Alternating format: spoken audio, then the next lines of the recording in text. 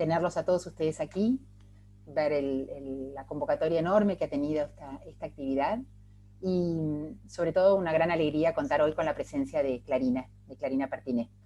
Clarina ya nos ha acompañado en otras ocasiones, así que podemos decir que es una amiga de la casa. Les voy a contar muy brevemente sobre su perfil, porque si no, acá lo interesante es escuchar a Clarina, pero bueno, para que todos sepamos con quién estamos. Clarina es profesora de Ciencias de la Educación y es counselor. Actualmente se desempeña como codirectora de PIP, que es una consultora de prevención y resolución de conflictos. Da muchísimas charlas, conferencias de capacitación, talleres de especialidad, sobre todo en su especialidad, que es la comunicación positiva y eficaz. Clarina aborda muchísimos temas, como liderazgo servicial, la negociación, resolución de conflictos, comunicación no violenta, el poder de la escucha activa, gestión de las emociones, en fin, entre muchísimos otros.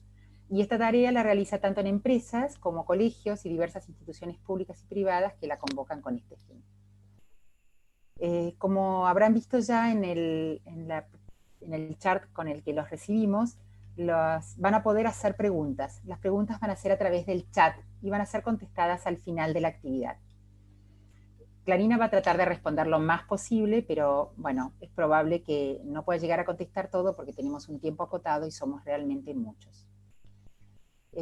Además, queremos recordarles que esta charla va a ser grabada, con lo cual van a poder contar con por volver a verla dentro de más o menos 1 o 2 días. Ya va a estar subida en el link que les mostramos al principio, que es www.iai.edu.ar/cerca. Allí van a encontrar la charla y una bibliografía recomendada que Clarina nos va a brindar. Así que, bueno, no quiero tomar más tiempo y los dejo directamente con Clarina.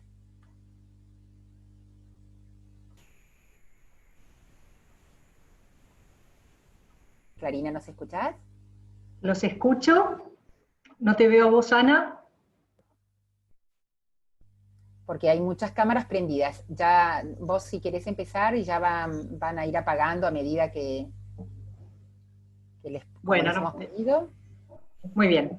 Bueno, muchísimas gracias a todos por estar, gracias a vos, Ana, por invitarme, siempre es un placer para mí trabajar con el IAE, reflexionar juntos y tener esta oportunidad increíble de estar reunida con esta cantidad de personas que realmente me da una alegría gigante en el corazón.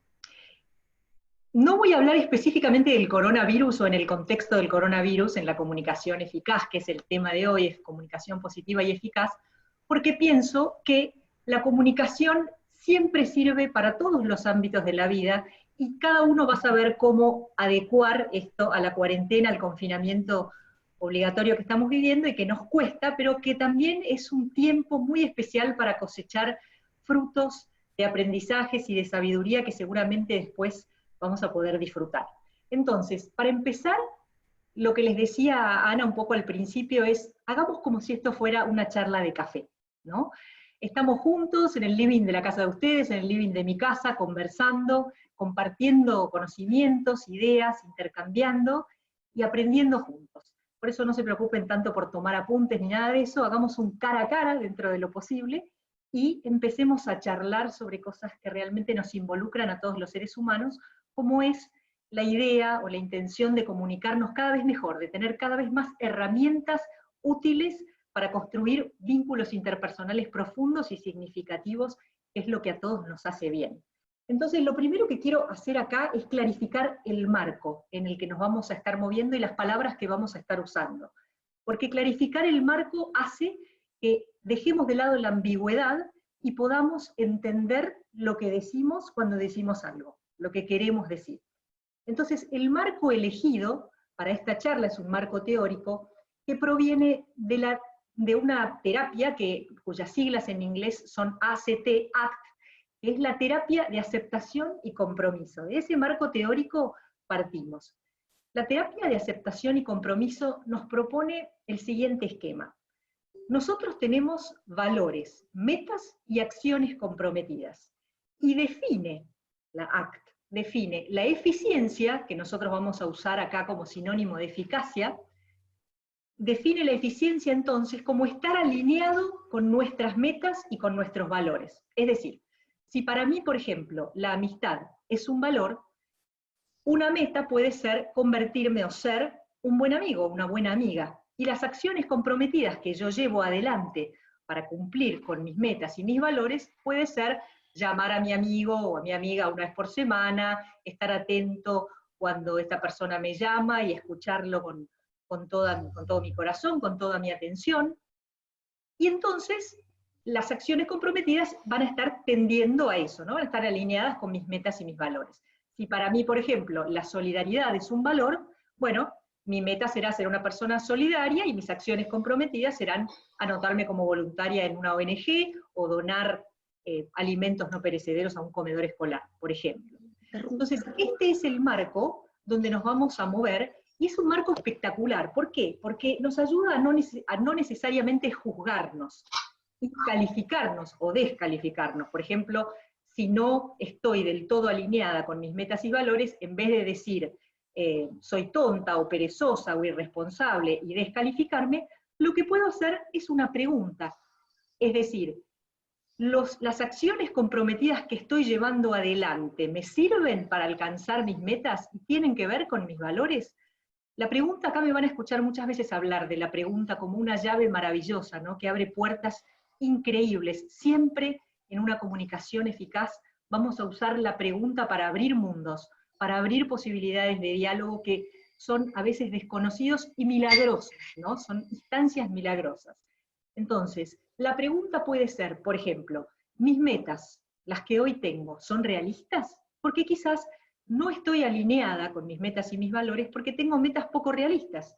Y quizás mis valores no son los mismos que hace 10 años. A lo mejor sí, siempre tengo la posibilidad de reelegir mis valores, pero también tengo la posibilidad de preguntarme si son los que quiero elegir o hay nuevos. Y ese esquema nos va a permitir entonces cuestionarnos, preguntarnos, reflexionar, sin necesariamente descalificarnos. ¿Se entiende? Hasta acá ojalá pudiera verles las caras. Me encantaría verles las caras a todos. Si me ven mirar para otro lado es porque por ahí consulto apuntes para no olvidarme de algo que les quiera decir.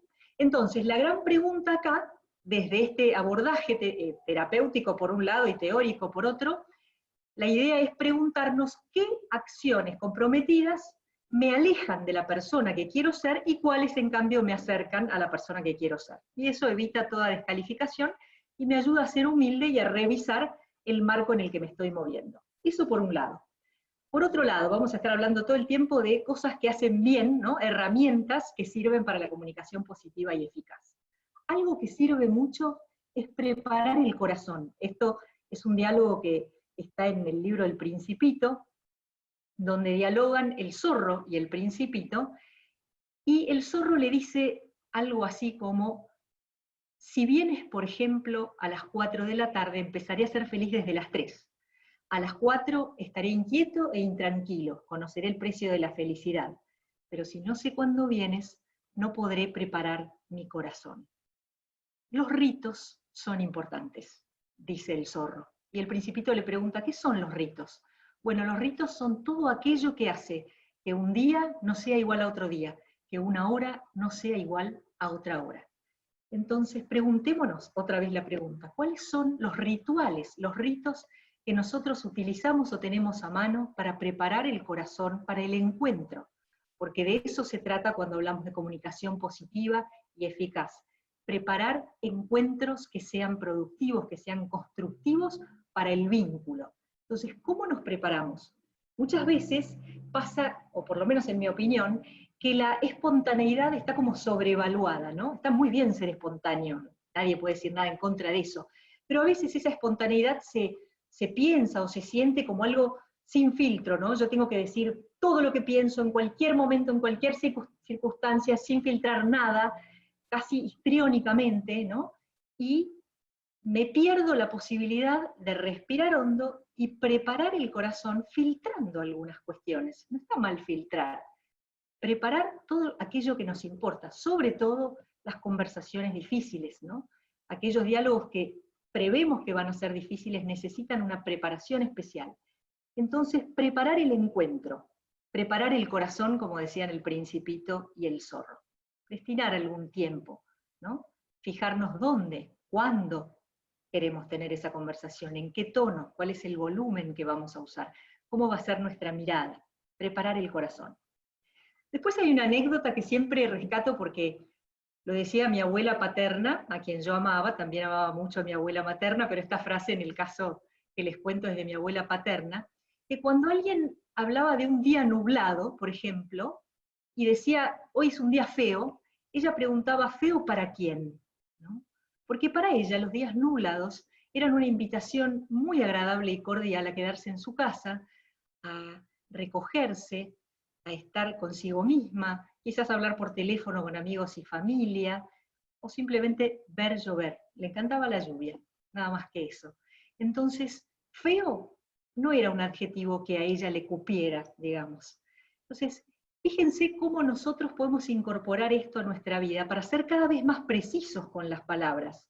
La precisión ayuda mucho a la claridad, y la claridad es el vehículo más importante para la comunicación eficaz y positiva. Entonces, cuanto más claros seamos con las palabras que utilizamos para dialogar con otros, más posibilidades tendremos de obtener frutos constructivos. Entonces, feo no, nublado. Hay un montón de palabras que son neutras y que son muy exactas, muy acorde a su significado real y que no califican ni descalifican.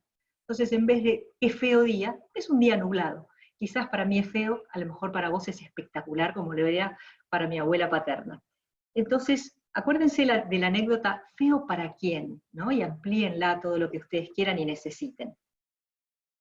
También tenemos a un autor que se llama David Steindl-Rast, va a estar en la bibliografía recomendada.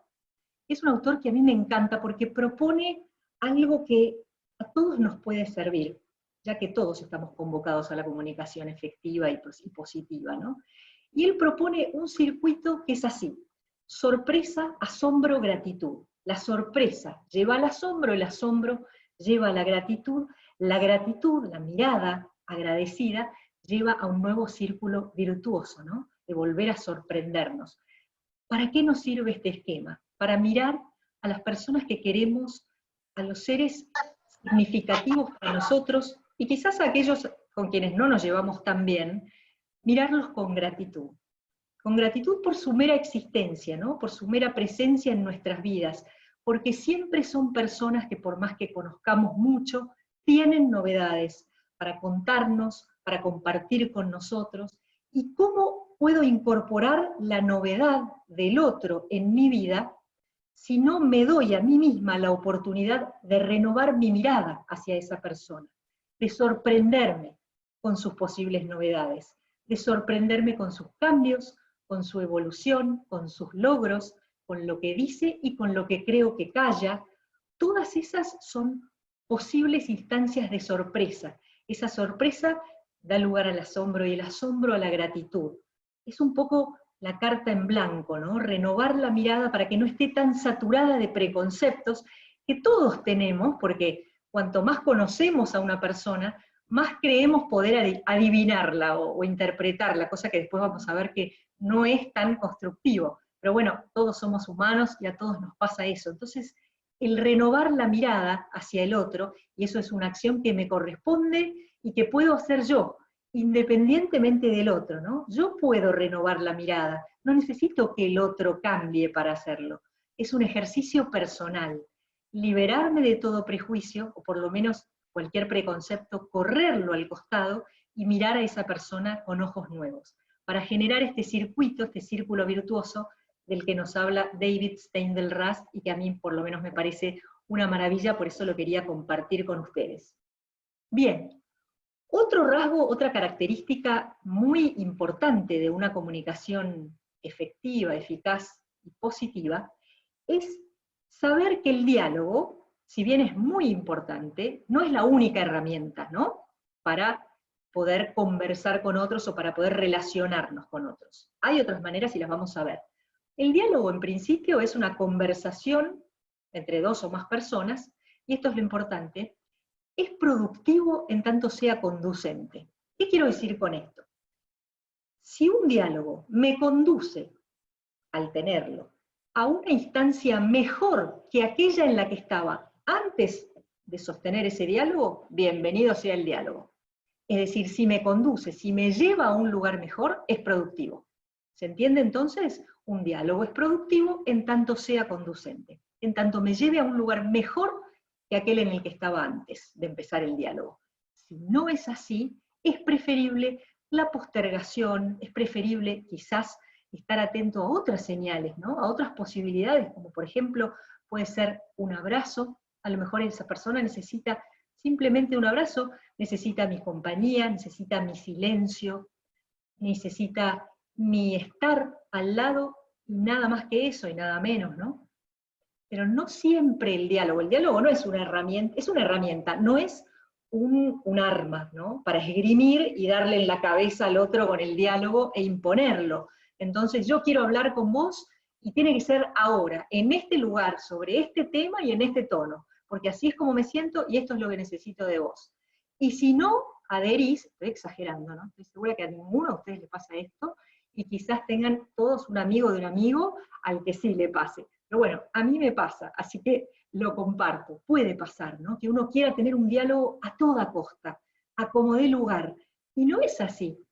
No es así. Hay otras herramientas. Y además está la opinión del otro, ¿no? El sentimiento del otro, la validación del otro para ver si esta es realmente una buena oportunidad para dialogar. Entonces tenemos que poner en juego esa flexibilidad de ver si esta es la mejor instancia para tener este diálogo. Y siempre respetar que existe un otro, no es un soliloquio, es un diálogo. Y no es para darle en la cabeza al otro con el diálogo, sino simplemente ver si esa es la mejor instancia o la mejor situación. Bien. ¿Qué pasa cuando le decimos al otro, hablemos sí o sí ahora, o si no, y empiezan las amenazas, o las facturas, o las interpretaciones, ¿no? Entonces yo supongo que si vos no querés dialogar conmigo en mis términos, en este momento, y tal como yo te lo pido o te lo demando, no me querés. Y entonces la factura que te paso después es la del desamor, cuando en realidad el diálogo quizás, o la oportunidad del diálogo, no tiene nada que ver con el amor o el desamor, sino justamente con si es o no conducente y por lo tanto productivo. Bien, si les queda alguna duda ya me van a poder preguntar. Entonces, el marco en el que vamos a estar hablando durante todo este tiempo es el marco de la libertad. ¿Qué libertad? Porque la libertad se define de tantas maneras según tantas visiones, ¿no? A mí me encanta la definición del doctor Viktor Frankl, fundador de la logoterapia, psiquiatra. Él estuvo en el campo de concentración de Auschwitz, sobrevivió, escribió este libro, entre miles de otros maravillosos escritos de él, este libro que se llama El hombre en busca de sentido, que está entre la bibliografía que les voy a recomendar, y Viktor Frankl, que vivió en carne propia la situación de privación extrema de la libertad externa, define la libertad interna como algo irrenunciable y propio del ser humano. Es decir, a ver si entendemos e incorporamos esto, ¿no? Todos, absolutamente todos los seres humanos somos dueños de una libertad interna que nadie ni nada, me refiero a ninguna persona ni ninguna circunstancia, nos puede arrebatar jamás. Esto es espectacular, y en ese contexto voy a hablar de libertad cada vez que mencione esa palabra. Así que ténganlo en cuenta y vayan escuchando las resonancias, ¿no? Que lo que vamos diciendo tienen en ustedes, los ecos, a qué los remite, qué les recuerda, a qué los habilita, si esto les genera algún espacio nuevo de libertad con el que puedan manejarse o gestionar esta nueva mirada de las relaciones y de los vínculos interpersonales dentro de lo que consideramos comunicación positiva y eficaz. Este concepto de libertad del doctor Frankl es maravilloso, y se los propongo una y otra vez para que lo tengan en cuenta siempre, ¿no? La libertad propia y la del otro, como recién mencionábamos cuando decidimos si un diálogo es conducente y oportuno o no. Otra instancia u otra herramienta para tener en cuenta es lo que llamamos contexto de obviedad. ¿Qué es obvio? Probablemente tengamos que ponernos de acuerdo, como en todo, ¿no? Antes de empezar una conversación, ¿qué es obvio para mí? porque por ahí lo que es obvio para mí no es obvio para vos. Entonces, si por ejemplo, yo estoy liderando un equipo de trabajo y digo, necesito este informe urgente, quizás vos me lo mandás antes de las 6 de la tarde, quizás entendiste que era dentro de 5 minutos, o mañana a la mañana. Entonces, como decíamos al principio, parte de la comunicación eficaz es clarificar las palabras, ¿no? Y no manejarnos en los contextos de obviedad. El contexto de obviedad obnubila, no ayuda mucho. Tenemos que salirnos, yo lo presento acá para que ustedes lo tengan en cuenta, pero es un lugar de donde salirnos, no al cual entrar, ¿no es cierto? Entonces, para salir del contexto de obviedad, lo que tenemos que hacer es clarificar de qué hablamos cuando decimos tal o cual cosa. ¿Qué significa para mí urgente? Porque si yo te pido, ¿me traes por favor agua? A lo mejor vos me puedes traer un vaso de agua fría o me traes un termo de agua para el mate. Entonces yo tengo que clarificar qué es lo que verdaderamente necesitaba. Esto, que parece tan simple y seguramente lo sabemos todos, no les puedo explicar la cantidad de malentendidos que genera. Muchísimos. Porque creemos entender algo que no es lo que el otro quiso decir. ¿Y qué pasó? Volviendo a la importancia de la pregunta. No nos animamos a preguntar. Si no preguntamos, ¿qué pasa cuando no preguntamos? ¿Qué hacemos cuando no tenemos la información completa, porque creemos haber entendido algo que no era lo que el otro quería decir, y no tenemos la información completa y no nos animamos a preguntar? ¿Qué sucede? Suponemos. La psiquis se encarga de completar la información que no tenemos y que no quisimos averiguar porque no nos animamos a preguntar, con suposiciones. ¿Y qué pasa con las suposiciones? ¿Están mal?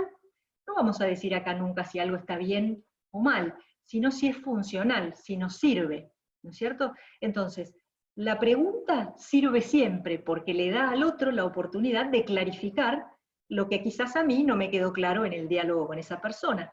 Pero si yo supongo, estoy mucho más cercana al error. Puedo interpretar de 1000 maneras distintas lo que para vos es urgente, o lo que para vos es agua, si es un termo o un vaso, ¿no?, de agua. Entonces, para salirnos del contexto de obviedad, esta es la síntesis, lo que tenemos que hacer es preguntar en vez de suponer.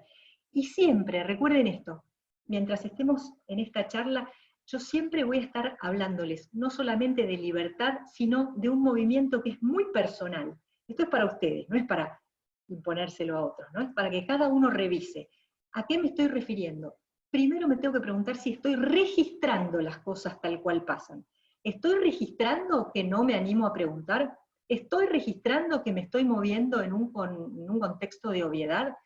¿Estoy registrando que todavía no me hice la pregunta de si este diálogo es productivo y es conducente? Porque lo primero de todo es el registro consciente de algo, ¿no? Si yo no me doy cuenta, mal puedo solucionarlo o hacer algo al respecto o modificarlo. Primero, registro. ¿Y qué necesito para registrar? Atención, atención plena, o la atención lo más plena posible, ¿no es cierto?, sobre nuestras realidades, sobre lo que estamos atravesando, y sobre el vínculo. Siempre presente, tener presente que estamos dialogando con un otro que es absolutamente distinto a mí, y que yo respeto, debo respetar, justamente por su alteridad, porque es otro. No necesito estar de acuerdo en todo, sí puedo hacer acuerdos, y también puedo acordar el desacuerdo. Puedo hablar con esa persona y decir, bueno, en esto no nos vamos a poner de acuerdo, pero no es necesario quizás ponernos de acuerdo. Cada uno puede sostener su opinión y no cambiamos la vida de nadie, ni es necesario hacerlo. Es decir, cambiar la vida de alguien. Entonces siempre el registro consciente, ¿no?, el ejercicio de ver si estoy plenamente atenta a todo lo que está sucediendo en mí, en el otro y en el vínculo. Bien, contexto de obviedad, listo. Vamos ahora a un tema que es bastante polémico, a mí me encanta, y ustedes me dirán qué piensan sobre eso, tomen esto como mi opinión, nada más que eso. Yo soy bastante fanática de la literalidad como una herramienta para la comunicación positiva. ¿A qué me refiero con la literalidad? A tomar lo que el otro dice, tal cual lo dice. Voy a poner ejemplos que quizás a ustedes les suenen, ¿no?, conocidos. Si yo le digo a alguien que quiero mucho, le pregunto, ¿cómo estás? Y esa otra persona me contesta, bien. O no, cambiemos la pregunta, ¿qué te pasa? ¿No? Llego a esa persona y le digo, ¿qué te pasa? Y la otra persona me contesta, nada. Yo soy partidaria de tomar el nada, para respetar, y ahora les voy a decir cuáles son las bondades de la literalidad, para respetar la literalidad. Ustedes, me imagino, ya el chat a lo mejor está explotando, o si me tuvieran enfrente me dirían, pero Clarina, ¿cómo puede ser? Yo conozco a mi marido, conozco a mi mujer, conozco a mis hijos. Muchas veces cuando ellos dicen nada, no es nada, es que les pasa algo, les pasa un montón de cosas. Yo lo conozco, yo sé. Entonces vamos ahora a volver a esta situación que les planteé como ejemplo y volvemos a ese diálogo. ¿Qué te pasa? Nada. No, yo sé que te pasa algo. Yo sé que vos estás enojado o enojada. Yo sé que me estás ocultando algo porque te conozco, porque hace 30 años que estoy al lado tuyo y mirá si no sabré cuáles son tus miradas y cuáles son tus silencios y a qué te referís cuando haces ese gesto. Bueno, por ahí le suena, ¿no? Imagínense todo lo que yo podría seguir diciendo en este ejemplo. Podría seguir diciéndole a esta persona que me dijo nada. ¿Está mal decirle todo eso? De vuelta. No vamos a ir al bien o al mal. Vamos a ir a si es productivo o no es productivo. Si la otra persona dijo nada, vamos a partir de que esa persona eligió esa palabra y esa respuesta, por razones que desconocemos, salvo que me la quiera contar, que me las quiera decir, ¿no? Me quiera decir por qué razones decidió decir nada. Pero si no me lo dice, yo vuelvo al concepto de literalidad porque es una muestra de respeto y de confianza en la adultez del otro y en su libertad. Yo asumo que cuando vos decís nada, eso es lo que querés que a mí me llegue, y yo respondo a eso. Si vos quisieras, sigo asumiendo, ¿no? Desde la responsabilidad y desde la libertad y desde la adultez, aunque también se puede aplicar con adolescentes y niños. Pero volviendo al ejemplo de adultos, si vos me decís nada, mi respeto hacia vos consiste en tomar lo que vos me decís. Todo lo que vos callás y está a lo mejor detrás del nada, vos también decidiste callarlo. Por eso me dijiste nada. Entonces asumo que elegiste en ambos casos, elegiste qué decir y qué callar, y respeto eso. Como máximo, lo que puedo hacer, por supuesto, es decirte, mira, por tu mirada o por el tono en que me lo decís, tengo la sensación de que quizás sí te pase algo. Estoy disponible para cuando quieras. Eso es muy distinto que ponerme a interpretar y hacer una lista enorme que termina siendo una factura para el otro, ¿no? Porque le terminamos facturando que no quiso decir lo que en realidad dijo y nos enojamos por todo lo que no dijo, como si no fuera una opción de esa persona también callar. Y recordemos, volvamos al registro, ¿no? Propio. Es mi opción también callar. Es mi opción también decir nada. Esto, lo bueno que tiene, todo esto que les estoy diciendo, es que es universal. Aplica para todos. Para mí también. Tengo el derecho de decir nada y ser tomada por eso que dije. Y si después quiero ampliar, tengo todas las posibilidades y las oportunidades del mundo para hacerlo. Y puedo buscarlas, puedo generarlas, puedo abrir esas instancias. ¿Sí? Pero la literalidad, así como la estamos definiendo, a mí por lo menos me parece una gran muestra de respeto que ayuda al otro a responsabilizarse también por lo que dice y por lo que calla. Porque es muy cómodo para el otro, como podría serlo para mí también, tener del otro lado alguien que me interpreta. A veces se equivoca, a veces la acierta, pero siempre me interpreta. Entonces yo digo nada y el otro supone un montón de cosas y yo estoy cómodo en eso. Total lo escucho como quien oye llover. No es la idea. La idea es que cada uno pueda responsabilizarse de lo que dice y de lo que calla. Y hablando de esto, hablemos también entonces un minuto sobre el concepto de responsabilidad, que es tan importante en los vínculos interpersonales y en las relaciones humanas. La responsabilidad viene de un verbo latino, de respondeo, que significa dar respuesta, ¿no? Ese es el origen de la palabra responsabilidad. Entonces, responsable es la persona que tiene la habilidad de dar una respuesta. Pero además, como somos humanos, tiene una cualidad moral, una cualidad especial, que es que de todas las respuestas posibles, elegimos la mejor, o por lo menos tenemos la opción, dentro del marco de la responsabilidad, de elegir la mejor respuesta posible. Entonces, en este sentido hablamos de responsabilidad, ¿no? Responsabilidad como autoría. Este es un concepto que le debo a la doctora Paula del Bosco, que escribió en un libro que también después les voy a recomendar un capítulo, junto con Marcelo Paladino y otros autores, sobre la responsabilidad. Entonces, soy responsable quiere decir soy autor. Vieron que muchas veces nosotros equiparamos responsable con culpable, ¿no? Vos sos responsable de haber hecho esto y lo otro, y siempre nos estamos refiriendo a sucesos negativos. No estamos tan acostumbrados, en cambio, a ligar responsabilidad con autoría. Si yo soy una persona responsable en este sentido que estamos definiendo, como persona capaz de dar no solamente una respuesta, sino la mejor respuesta posible, soy autora de eso. Entonces, cuando alguien me pregunte, ¿quién dijo eso? ¿O quién piensa esto? Yo puedo levantar la mano y decir yo soy responsable de esto. Quiere decir, yo soy autora de este pensamiento, de este sentimiento, de esta emoción, de esta opinión. Soy autora, soy responsable, doy una respuesta por mí. Y esa forma de ver las cosas es mucho más creativa, más amplia, más productiva, que hablar siempre ligando la responsabilidad a la culpa, que son dos cosas que no tienen nada que ver y que por ahí podríamos extendernos infinitamente en otra oportunidad, en otra charla que tengamos, ¿no? Pero somos autores, es decir, somos responsables de nuestras acciones, de nuestras omisiones, de nuestras palabras, y eso nos hace infinitamente más libres que si le regalamos esa responsabilidad a otra persona. Acuérdense que la responsabilidad y la libertad están íntimamente ligadas, ¿no?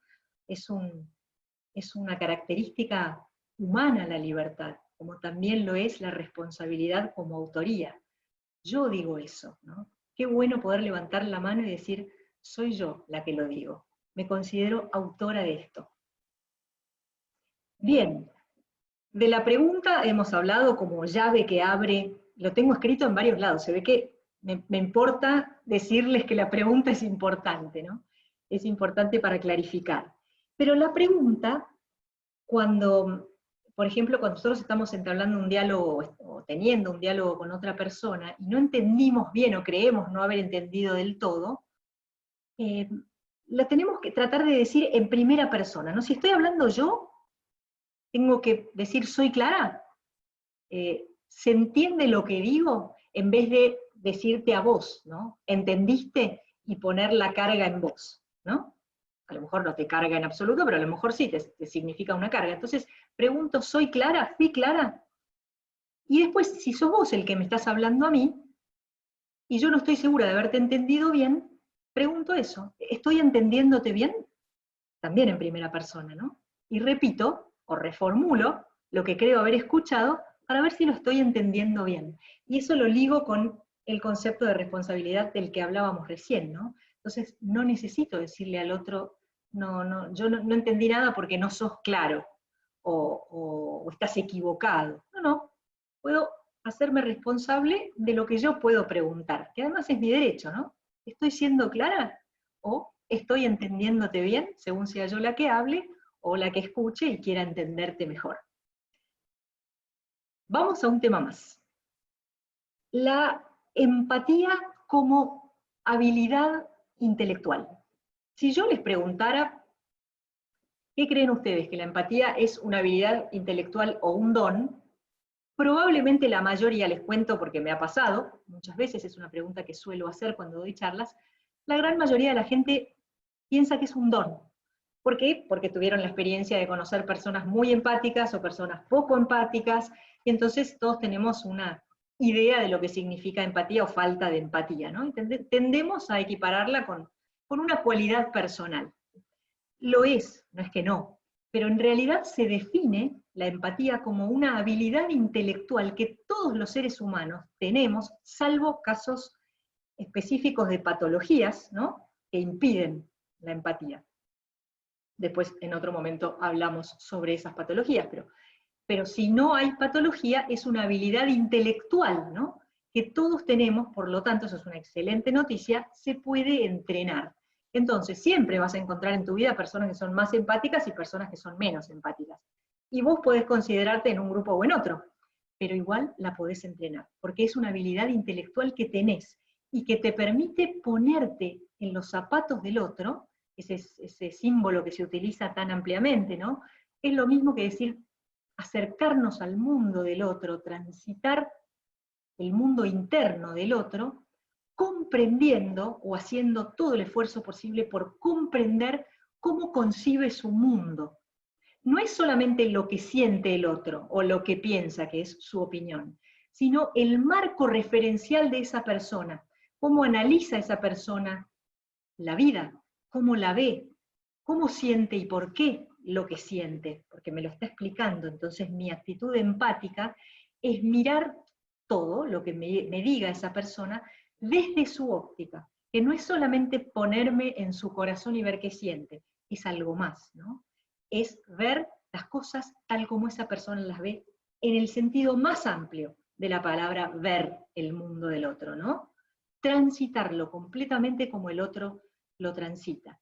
Y algo que no se nos enseña muy a menudo acerca de la empatía y que me parece que está bueno recordarlo, es que la empatía, definida como esta capacidad de entrar en el mundo del otro, muchas veces no nos dice que también consiste en salir del mundo del otro.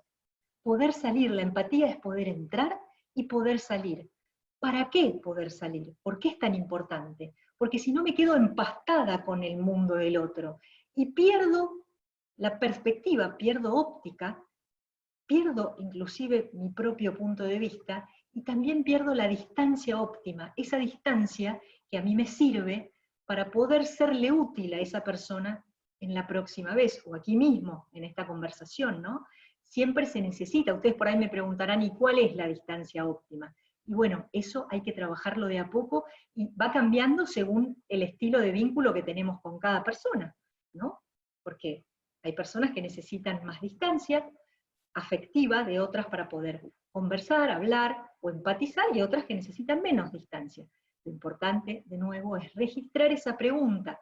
¿Cuál es la distancia óptima? Y si no tengo la respuesta, le pregunto al otro, ¿no? Porque estamos siempre en un diálogo con otros, en un vínculo, en una interacción. Entonces, ¿cuál es la distancia? Es una pregunta para hacerla literalmente hasta en lo físico. Yo no sé si a ustedes les ha pasado alguna vez que hay personas que les hablan mirándolos a esta distancia, ¿no? U otras personas que les hablan estando lejísimos. Entonces, elegir la distancia óptima significa también colocar la silla o en algún lugar donde me sienta cómoda yo y se sienta cómodo el otro.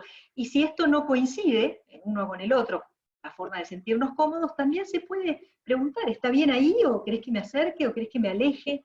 Sin que eso signifique nada más que construir el escenario para que el diálogo sea productivo, sea constructivo y para poder empatizar nosotros mejor.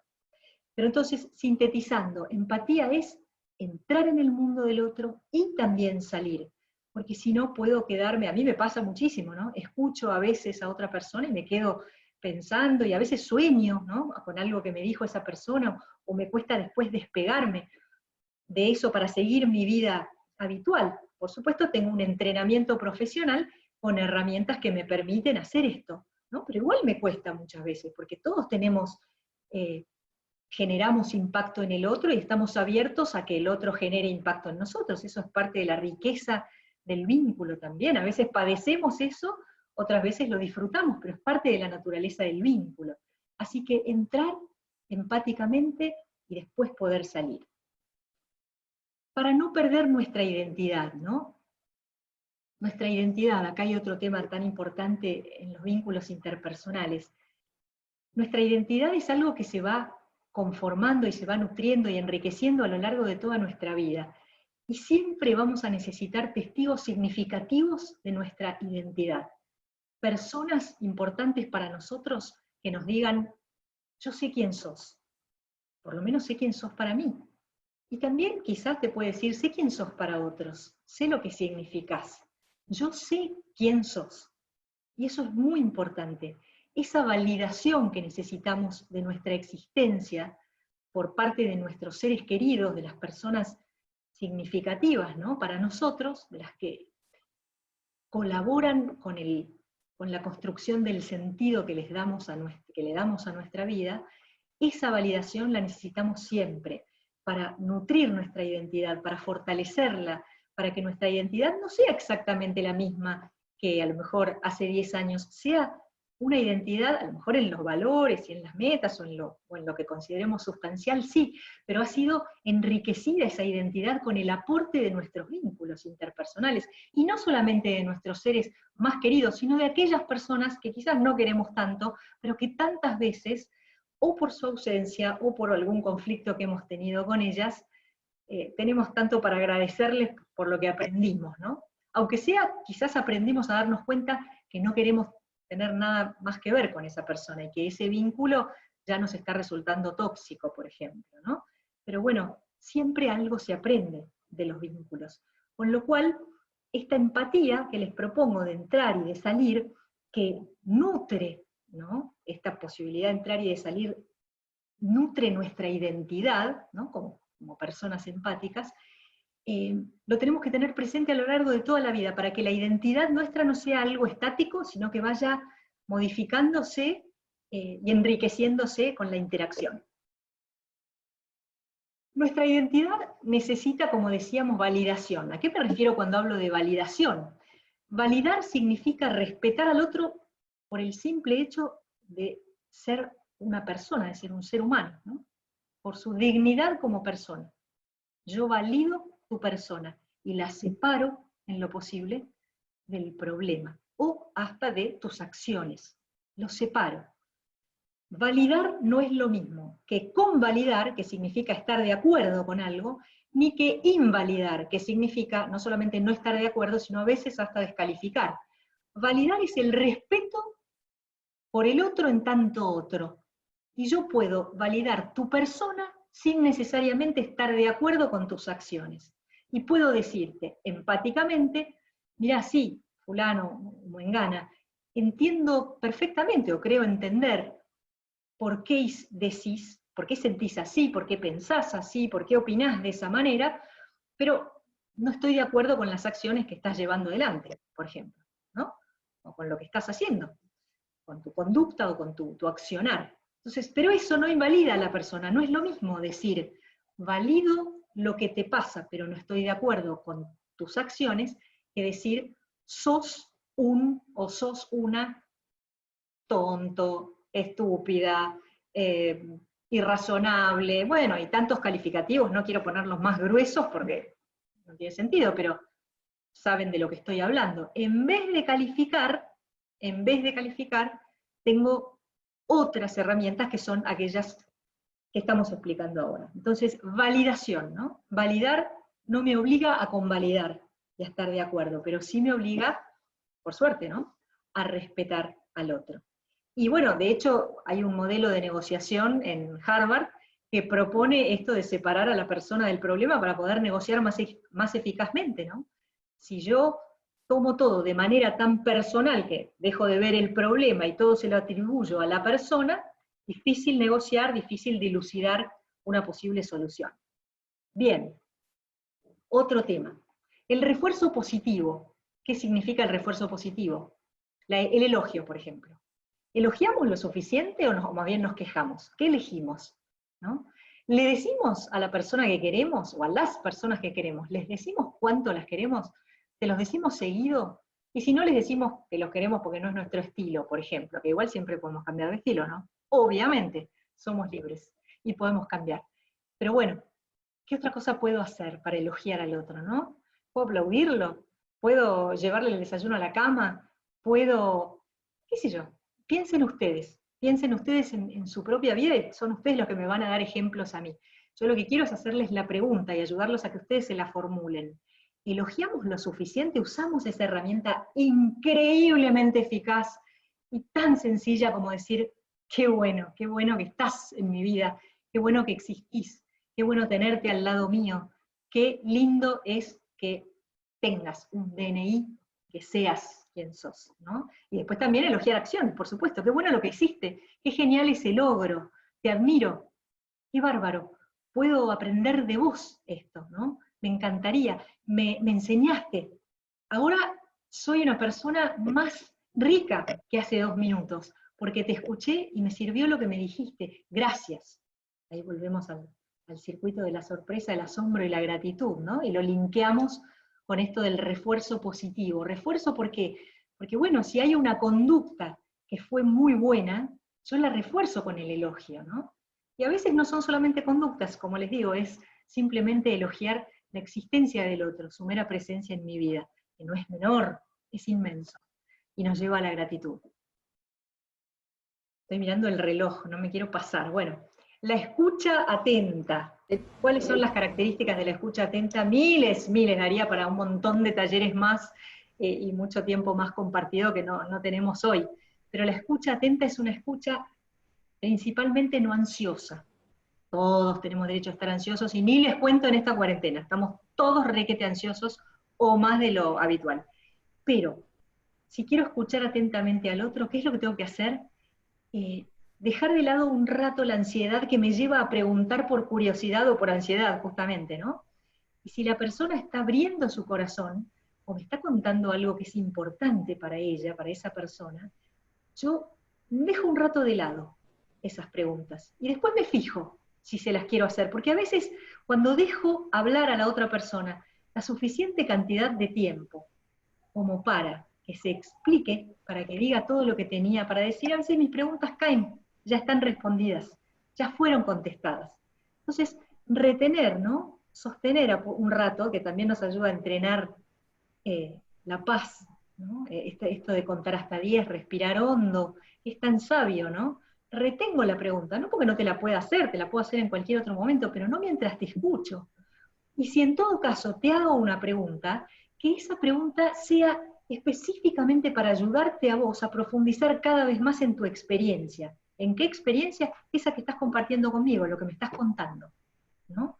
Entonces, si me estás contando algo muy importante para vos, te estás abriendo a mí, y quiero preguntar para entenderte mejor, ¿no? Para ayudarte a vos a ampliar lo que me estás diciendo, no para acotarlo según mi curiosidad, que todos la tenemos, o según mi ansiedad, que también todos la tenemos.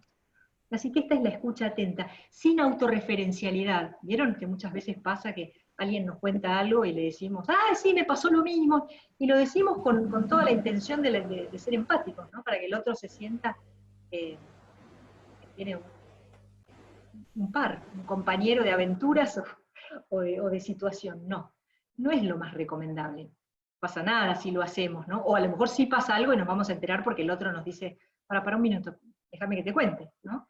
Y va a tener razón. Entonces, retener la pregunta, ¿no? Y dejar que el otro se explique. Y si quiero hacer una pregunta, que sea para ayudar al otro a profundizar y no para generar autorreferencialidad. ¿Qué más? A veces nos cuesta dejar el marco de autorreferencialidad, ¿saben por qué? Por miedo. ¿A qué le tenemos miedo? Y a veces tenemos miedo de entrar en el mundo del otro y por alguna razón, así como mágica, que no tiene mucha explicación racional, pero nos pasa, tenemos miedo de no recuperar nuestra identidad o no recuperar nuestras opiniones, que el otro nos convenza, tenemos miedo de cambiar de opinión, de cambiar de parecer, incluso de cambiar de emociones. ¿Y qué hago entonces? Si termino no siendo yo. No, bueno, yo puedo escuchar al otro con una apertura del 100%, y después voy a mi lugar interior, interno, busco mis opiniones, mis sentimientos, mis puntos de vista, y si quiero los retomo. Son míos, ¿quién me los va a quitar? Pero si no quiero retomarlos exactamente como estaban, porque algo cambié, genial, eso está bien, está bien. Eso, ahí sí voy a decir que está bien, porque lo digo en el sentido de que es positivo, es bueno, se puede cambiar. Hoy las neurociencias avalan esto, por suerte. ¿Se acuerdan de esa frase horrorosa de genio y figura hasta la sepultura?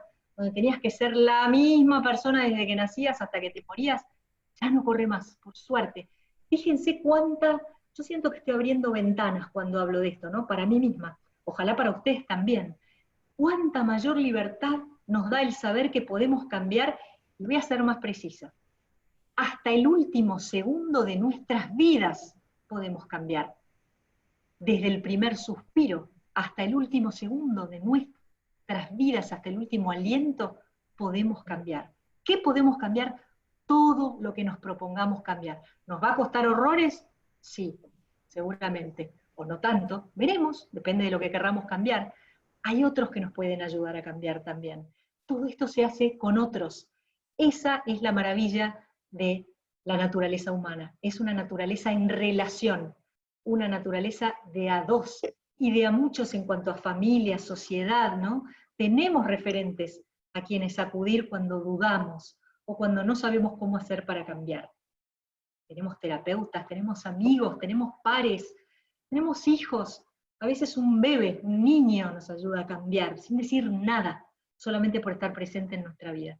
Así que bienvenido el cambio, ¿no? Siempre estamos hablando del cambio que ustedes elijan, no el cambio que nadie les imponga. No estamos en el mundo para cumplir las expectativas del otro.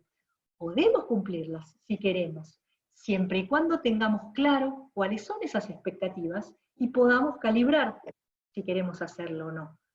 Porque las expectativas del otro, como las mías pueden ser frente a otro, cuando no son claras, llevan a los peores malentendidos, ¿no? Entonces volvemos al ejemplo de nada. Dije nada, ¿qué te pasa? Nada, y no, entonces vos que dijiste nada pero querías decir otra cosa, ¿no? Y eso lleva a un montón de malentendidos. Entonces, Karina, sí. buenísimo, Ana, interesantísimo todo lo que nos estás contando. Tengo algunas preguntas de la gente, ¿querés que te las vaya pasando o preferís? Dale, me encanta, sí, sí, más? sí. Por supuesto. Escucho ejemplo, preguntas y después hacemos el cierre. Genial. Acá tengo una que dice, ¿cómo resuelvo cuando un hijo, por ejemplo, se enoja y no quiere hablar, pero lo necesito y tenemos algo que resolver? Bien. Uy, bueno, tengo 4 de esos hijos, de todas las edades, así que empáticamente le digo a esta persona que he atravesado por esa situación muchas veces. Bueno, con perdón de la autorreferencialidad, justamente, pero entiendo, sí. ¿Cómo hacerlo? Ay, ojalá pudiera darte algo como una receta, pero volvemos a lo conceptual. Lo conceptual es que te preguntes si ese es el mejor momento, si esa es la mejor instancia, si las palabras que tenés en tu cabeza para resolver esto que querés resolver son las más adecuadas, y hacerlo en relación con el otro. Si es tu hijo adolescente, por ejemplo, decirle, mira, necesitamos resolver esto antes del viernes. ¿Cómo hacemos? Porque si la otra persona, si el hijo le dice, mamá, la verdad que no estoy ahora, o papá, no estoy ahora para hablar de este tema. Bueno, perfecto, puede ser, no estás ahora pero ¿cuándo? Pongamos una fecha, acordemos esa fecha, hagámoslo de a dos. Esto hay que resolverlo. Por supuesto que hay cosas que hay que resolver y que tienen un plazo y tienen un timing, más vale. Pero lo bueno es tratar de consensuarlo con el otro, ¿no? Entonces, ok, este no es el momento porque estás triste, porque estás de mal humor, por lo que sea. Acordemos otro momento. Y otro marco. A lo mejor no es en casa, en el living de casa, a lo mejor es tomando un café, bueno, justo ahora no se puede, ¿no? Pero fuera de la cuarentena, a lo mejor es tomando un café sin ruidos alrededor, o sin gente corriendo, chicos corriendo, o bueno, o caminando por el campo, no sé, o recorriendo una plaza. Acordar eso, ¿no? Ponerlo en juego en el diálogo con el otro y decir, bueno, ¿cuál te parece a vos que sería la mejor situación para que nosotros habláramos de esto de una manera productiva y llegáramos a una resolución que es lo que tenemos que hacer? Genial. Bueno, tengo otra. ¿Vale? ¿Cómo se puede salir de un diálogo que no es conducente sin ser descortés o agresivo, mostrando que no es conducente? ¿Se entendió? ¿Sí, clara? Clarísima, clarísima. Vos sabés que yo en realidad creo que solemos ser mucho más agresivos, aún callando, a veces hay silencios, ¿no? De pasivo-agresivos fuertes. Quiero decir, solemos ser mucho más agresivos a veces cuando no explicitamos que algo no va a ser conducente, que cuando lo explicitamos. ¿A qué me refiero? Si yo no explicito que a mí este contexto o este diálogo me parece que no va a ser conducente, ¿qué voy a hacer? Lo más probable es que me vaya, sin avisar. O diga, bueno, no, ok, está bien, listo, hablamos otro día, y me vaya con mala cara. O dé un portazo, por ejemplo, ¿no? O desaparezca sin decir nada. Eso es agresivo. puede ser agresivo para el otro. Mucho menos agresivo y mucho más conducente es decir lo que me pasa. Si la otra persona se ofende por eso, o, bueno, voy a tratar de no ser ofensiva, por supuesto, ahora te voy a dar un ejemplo de palabras para usar, pero si la otra persona se ofende por eso, tendrá que hacerse responsable de estar ofendida y trasladármelo, decírmelo, ¿no? Hacerse cargo. Entonces, yo puedo decir, mira, fulano, me parece que en estas circunstancias, en este momento donde yo estoy a mil, tengo la cabeza llena de cosas y vos estás apurado, no me parece que este diálogo que vos querés que tengamos vaya a ser muy conducente y por lo tanto vaya a ser productivo. ¿Qué te parece si acordamos otra cosa, si ponemos nueva fecha, si entre los dos armamos un nuevo escenario? Y ahí volvés a preguntar, y eso es súper amable, mucho más amable que decir, ah, ok, no te parece, bueno, chao, me voy. ¿No? Explicitar, hablar, usar las palabras, tenemos un lenguaje riquísimo, preparemos las palabras. O sea, hay conversaciones que, como decíamos al principio, que vale la pena preparar. Hay sinónimos, hay palabras mejores que otras. Elijamos las palabras, pero digamos lo que queremos decir. Y si no nos parece que vaya a ser conducente, es preferible decírselo a la otra persona y acordar juntos un nuevo escenario que simplemente quedarme con la bronca de sentir que no es conducente, pero no haberlo podido decir. ¿Soy clara? Clarísimo. Acá Ariel pregunta, ¿qué herramientas nos sugerís para evitar caer en esa autorreferencialidad en la búsqueda de empatizar con el otro? ¿Qué herramientas para salir de la autorreferencialidad? Bueno, primero el registro constante de lo que me está pasando. La autorreferencialidad tiene como una pequeña trampa que nosotros podemos detectar. Nos vamos a dar cuenta cuántas ganas tenemos de ser autorreferenciales. Es decir, cuando alguien nos cuenta algo, vamos a sentir en nuestro interior las ganas de decirle lo que a mí me pasa.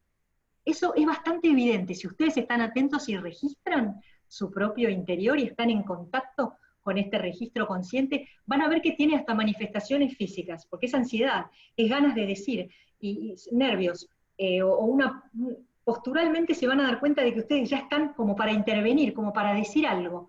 Bueno, estando atentos a esos síntomas, a esos signos visibles, ¿no? Que son hasta corporales a veces, me voy a dar cuenta cuántas ganas tengo de darle mi opinión, de volver a mi situación. Eso es la autorreferencialidad.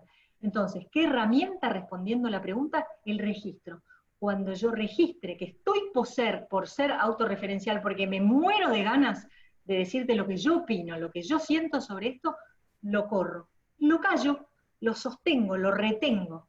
Voy a decir una palabra que a veces suena como polémica, ¿no? Lo reprimo, pero está bien, ¿no? Lo guardo. Y no hago ninguna declaración autorreferencial. Me voy a dar cuenta, van a ver, ustedes pruébenlo, van a ver que es así, que las ganas de decir algo propio y de ser autorreferencial se manifiestan un poquito antes de que vos digas algo autorreferencial. Así que estate atento o atenta y vas a ver que te vas a dar cuenta. Acá hay otra persona que sobre este tema de la autorreferencia dice, lo hago habitualmente por demostrar empatía, pero escuché que no es bueno. Concretamente, ¿por qué no lo es? Me gustaría saber y poder cambiarlo. ¿Por qué no es buena la autorreferencialidad? Bueno, de vuelta, ¿no? Vamos a hablar acá no de bueno o malo, y si yo dije bueno o malo, me corrijo, porque no es la idea, sino si el criterio, el parámetro va a ser la funcionalidad. A veces, y ustedes van a ser quienes decidan, la autorreferencialidad en el sentido de a mí me pasó lo mismo, decir a mí me pasó lo mismo, puede servirle al otro o no, o no. Por eso lo que quiero decir es que no siempre la autorreferencialidad es lo indicado o lo positivo o lo constructivo o lo funcional. Pero a veces sí. Ahí entonces te doy la derecha, le doy la derecha a esta persona que me está preguntando, porque a veces sí. ¿Cómo puedo saber en cuáles ocasiones sí y en cuáles no? Chequeando, preguntando. ¿Te sirve si te doy un ejemplo mío de algo que me pasó parecido a vos? ¿No? A ver, yo tengo una muy amiga mía que cuando me llama por teléfono me dice, necesito tu opinión, por ejemplo. Entonces le doy mi opinión. Y otras veces me llama y me dice, no necesito tu opinión porque la conozco de memoria, necesito que me escuches. Y yo, y yo le digo, perfecto, ella sabe quién es, está del otro lado. Y es genial, eso es genial, porque a mí me ayuda a poner el contexto. Entonces, cuando me pide mi opinión se la doy, y cuando me pide que la escuche, y además es tan clara que me dice, no necesito tu opinión porque la conozco, porque ella conoce mi opinión, bueno, no se la doy. A veces sirve, a veces no. Por supuesto, no llevemos todo al extremo, no voy a estar en un diálogo común y corriente chequeando todo el tiempo si la autorreferencialidad sirve o no sirve, pero ustedes ténganlo en cuenta como concepto, como marco, ¿no? Como algo que tienen ahí atrás y les puede servir como herramienta para el chequeo, ¿no? A ver, por ejemplo, y para cerrar esta respuesta a la pregunta que me hacía esta persona, si puede ser el número puede ser un buen parámetro. A ver, si yo en una conversación que estoy teniendo que dura 15 minutos, hago 3 autorreferencias y es mucho. Si hago una sola y me doy cuenta de que a vos te sirvió, bueno, perfecto, con una basta. Y a veces también me doy cuenta en el post, ¿no? En lo posterior. A veces hago una autorreferencia y me doy cuenta por la mirada del otro que hubiera querido seguir, que la interrumpí, que no le aporté. Estar atento entonces al registro, ¿no? Y al número de veces. Hay personas que son muy autorreferenciales. Y entonces es como la frase, no es lo mucho, sino lo seguidito, ¿no? Lo que joroba. Entonces, chequemos un poco el número. Perfecto.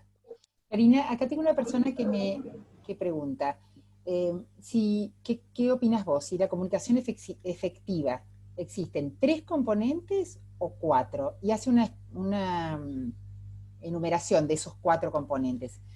A ver. Héctor pone 58% lenguaje no verbal, 30% tono de voz, 7% palabra y 5% silencio. Ah, buenísimo, buenísimo. ¿Cómo se llama? Héctor, ¿no? Héctor.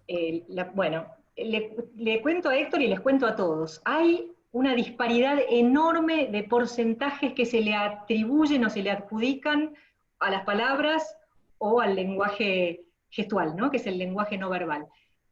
La cifra que yo manejo en general es que el 80% de la comunicación se da en el lenguaje no verbal, o sea, en el lenguaje gestual, y solo el 20% de la comunicación es con palabras barra silencios, ¿no? También.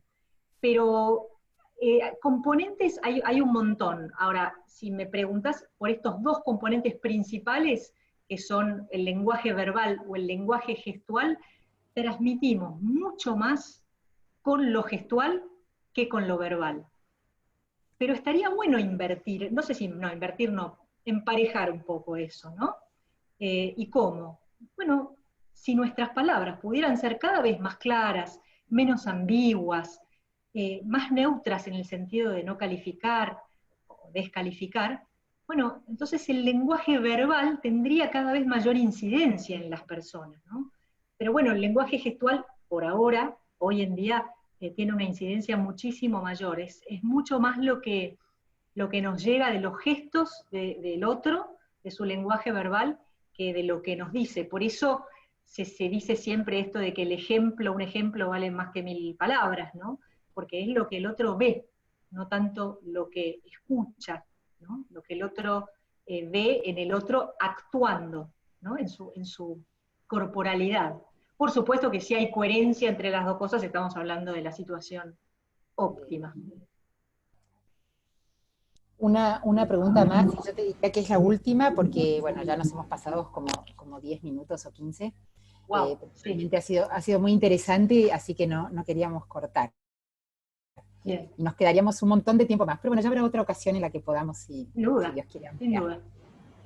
Bueno, Julieta pregunta, ¿cómo hacer para tomar distancia en los vínculos cuando somos personas muy empáticas y simpáticas? Muy empáticas y simpáticas. Y simpáticas. Mira qué bueno, Julieta. Julieta tiene clara su identidad, es empática y simpática.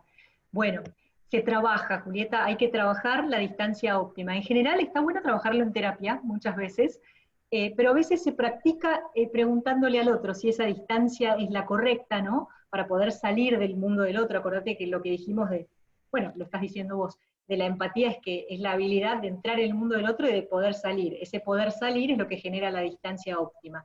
¿Y cómo decido cuál es esa distancia? Siempre en contacto con el otro, preguntándole al otro. Por ejemplo, ¿te sentiste cómoda con la charla que tuvimos? ¿Hubo algo de lo que dije o de lo que no dije que te haya hecho algún ruido, que te haya hecho sentir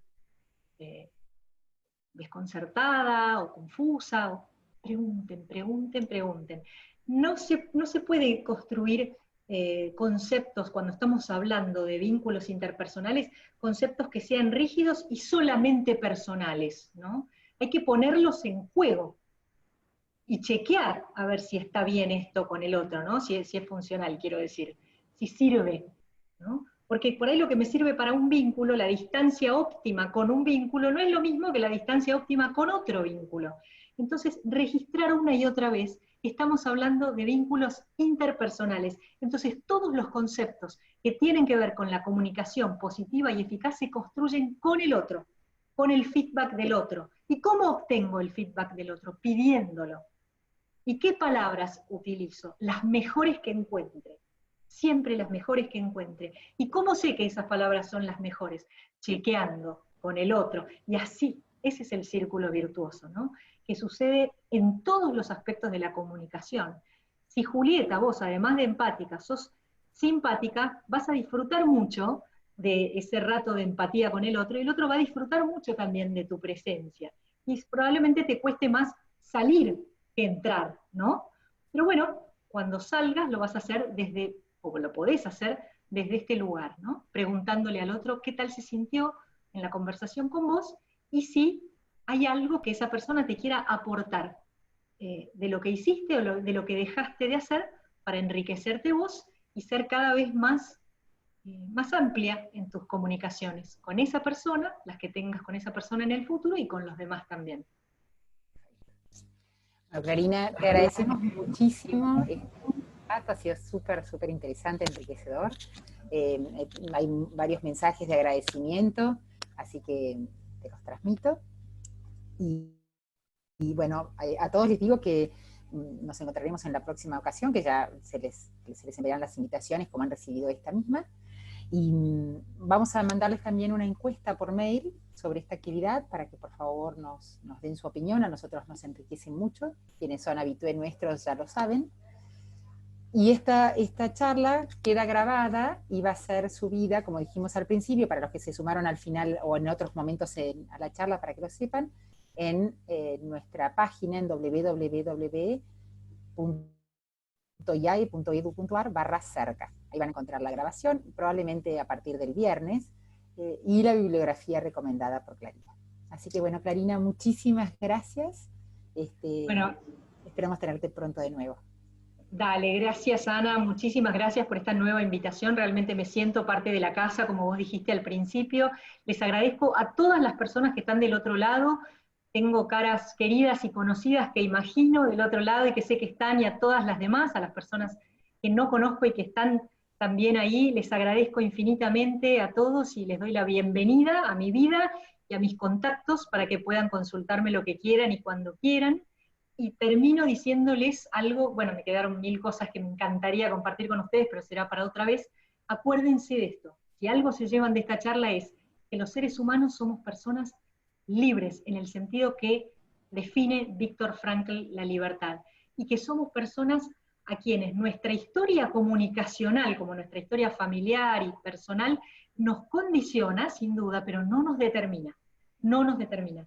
Vamos por la vida levantando nuestros condicionamientos uno a uno, ¿no? Todo aquello que sentimos y que pensamos que es un límite y que queremos correr ese límite y queremos ser cada vez más libres, lo podemos hacer, podemos cambiar, y siempre la mejor manera de hacerlo es en relación con los demás. Así que yo a ustedes les agradezco muchísimo y estoy a disposición de cada uno para aquello en lo que les pueda ser útil. Gracias. Bueno, muchísimas gracias, muchas gracias a todos, nos veremos en la próxima. Dale, besos. Chau, chau.